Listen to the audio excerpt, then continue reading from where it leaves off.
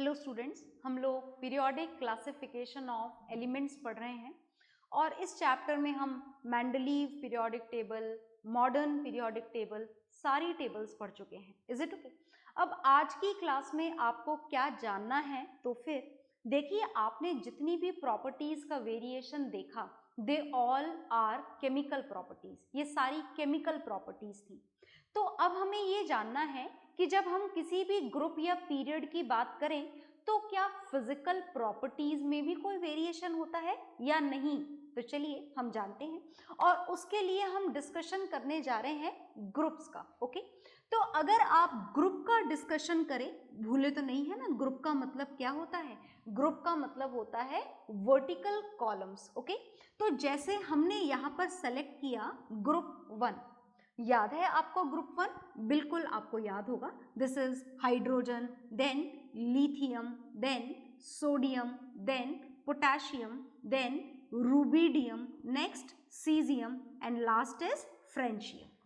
So this is group first of modern periodic table, right. आगे देखिएगा, एक और ग्रुप मैं यहां पर मेंशन करने जा रही हूं and this is group number 17। याद है आपको उसके element? Group number 17 starts with the element fluorine, chlorine, bromine, iodine. तो मुझे लगता है कि आप इन दो डिफरेंट ग्रुप्स को लिखने का कारण समझ गए होंगे, as this group is having only and only metals in them. Hydrogen को इग्नोर करें, and this group is having all non metals in them. इस ग्रुप में सारे क्या हैं? मेटल्स हैं। इस ग्रुप में सारे क्या हैं? नॉन मेटल्स हैं। और हम फिलहाल कौन सी प्रॉपर्टीज का वेरिएशन पढ़ना चाह रहे हैं? फिजिकल प्रॉपर्टीज का। और फिजिकल प्रॉपर्टी में जो प्रॉपर्टी हम यहाँ पर रीड करने जा रहे हैं, स्टडी करने जा रहे हैं, this is the variation in their melting point and boiling point. I hope you all know about these melting point and boiling point. जानते हैं ना? बिल्कुल जानते होंगे। तो दोनों ग्रुप में इस मेल्टिंग पॉइंट और बॉइलिंग पॉइंट के जो वेरिएशंस होते हैं, they are different. As we talk about this group of metals and if we go down in this group, जैसे जैसे आप नीचे जाते जाएंगे, जो मेल्टिंग पॉइंट हैं एलिमेंट्स के, जो बॉइलिंग पॉइंट हैं, वो क्या होते चले जाते हैं? डिक्रीज होते चले जाते हैं। आ गई बात समझ में?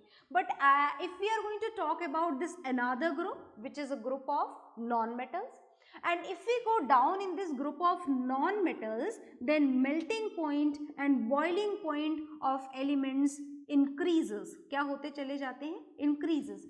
So these are the general variations. अब देखिए, वेरिएशंस आपने बहुत सारे पढ़ लिए। As we move from left to right what happened, as we go down in a group what happened. इन सारे वेरिएशंस के बावजूद ये हमारी केमिस्ट्री है, इस बात को भूलिएगा मत, क्योंकि केमिस्ट्री में वेरिएशंस के साथ में एक्सेप्शंस भी होते हैं, but these exceptions are not there in class 10th science. तो हमें ये एक्सेप्शंस तो नहीं पढ़ने हैं, पर ऐसे एक्सेप्शंस हमको देखने को मिलेंगे आगे जा करके। Is it okay? तो चलिए इन दोनों को आप नोट डाउन कर लीजिए।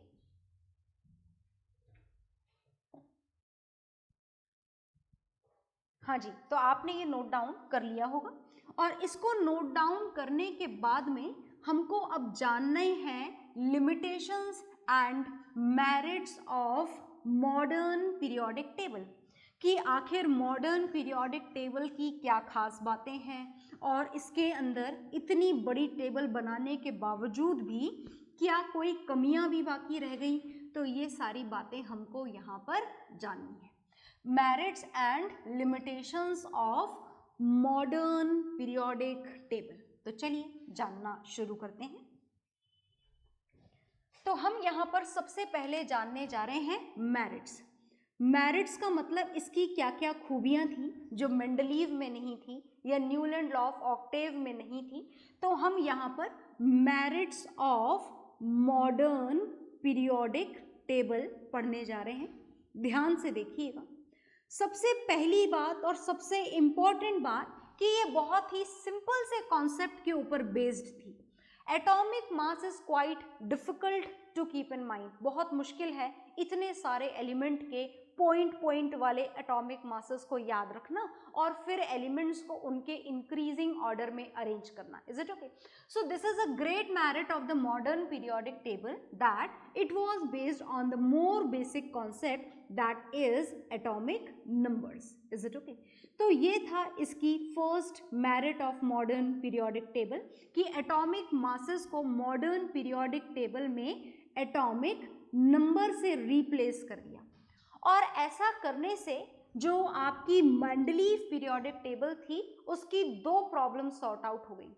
पहली प्रॉब्लम तो थी पोजीशन ऑफ आइसोटोप्स. आपको याद होगा मेंडलीव पीरियोडिक टेबल में आइसोटोप्स की पोजीशन मार्क्ड नहीं थी और मॉडर्न पीरियोडिक टेबल में भी मार्क्ड नहीं है. तो फिर फर्क क्या हुआ?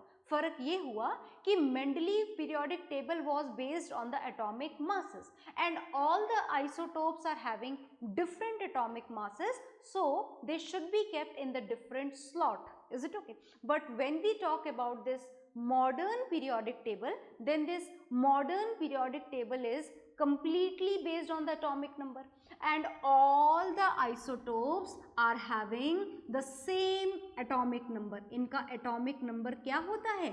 सेम होता है. और atomic number सेम होने का मतलब क्या है? They need same slot in the modern periodic table and they get it. Is it okay? Same slot की जरूरत है, एक ही पोजीशन की जरूरत है. So all the positions of all the isotopes are marked with the same element because they all are having the same atomic number. So the position of isotope, which was a problem at the time of Mendeleev periodic table, get resolved by its own. अपने आप ही solve हो गई. Is it okay? जो third problem थी Mendeleev periodic table की, it was the wrong order of element. Wrong order of element याद है ना आप लोगों को? रॉन्ग ऑर्डर ऑफ एलिमेंट था वहां पर. कोबाल्ट एंड निकल बाद में आ रहे थे, कोबाल्ट के बाद निकल आ रहा था, जबकि निकल का एटॉमिक मास कम था, कोबाल्ट का ज्यादा था. तो ये प्रॉब्लम थी और ये प्रॉब्लम भी सॉल्व हो गई. कैसे? Because in the modern periodic table the elements were arrange in the increasing order of atomic number. So the problem is again resolved bye its own. So these were the merits of modern periodic table. पर क्या इतनी सारी problem solve करने के बावजूद भी क्या इसमें कोई लिमिटेशंस बाकी हैं? बिल्कुल बाकी हैं. पर लिमिटेशंस को जानने से पहले आप इसके मेरिट्स लिख लीजिए. ओके?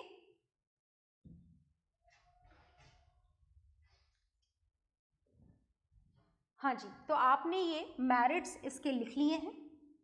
मॉडर्न पीरियोडिक टेबल की क्या खास बातें थी ये आपने जान ली है.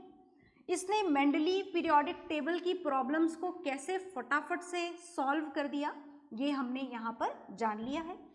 पर इसके बाद भी क्या लिमिटेशंस इसमें बाकी रह गई थी वो अब हम यहाँ पर जानने जा रहे हैं. तो हम यहाँ पर जानने जा रहे हैं लिमिटेशंस. किसकी लिमिटेशंस जानने जा रहे हैं आप यहाँ पर? Limitations of modern periodic table. तो क्या लिमिटेशंस थी देखिएगा. First is the position of hydrogen is still not proper. Position of hydrogen is not proper. Hydrogen की जो पोजीशन थी वो प्रॉपर नहीं थी. क्यों प्रॉपर नहीं थी?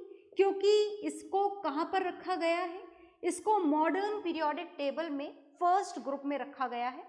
फर्स्ट ग्रुप के बाकी सारे एलिमेंट्स मेटल्स हैं except this hydrogen. Is it okay? So मतलब हाइड्रोजन की प्रॉपर्टी फर्स्ट ग्रुप के एलिमेंट से मैच नहीं करती. So still the position of hydrogen is not perfect. Okay? The second problem is this modern periodic table could not able to accommodate the lanthanide and actinide in the main periodic table. So this table क्या है? second limitation, this is very important, this table could not accommodate, ये accommodate ही नहीं कर पाया किसको? Lanthanide. भूले तो नहीं ना आप लैंथेनाइड और एक्टिनाइड को. Lanthanide and actinide series in the main periodic table.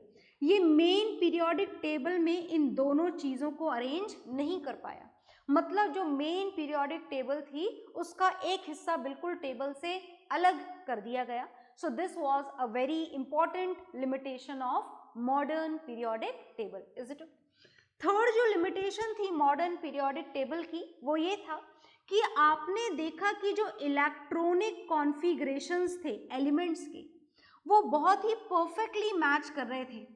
देखा था ना आपने, मैच कर रहे थे, बहुत परफेक्टली मैच कर रहे थे।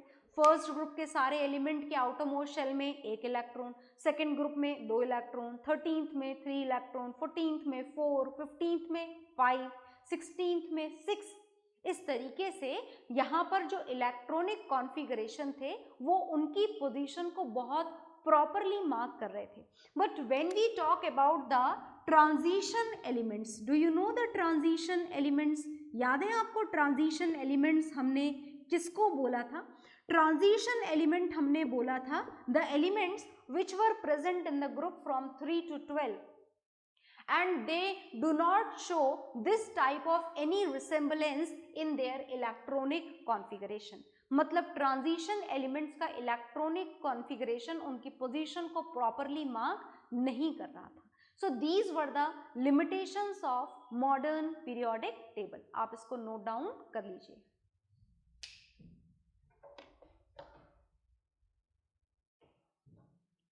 हाँ जी, तो आपने ये मॉडर्न पीरियोडिक टेबल की लिमिटेशंस नोट डाउन कर ली होंगी।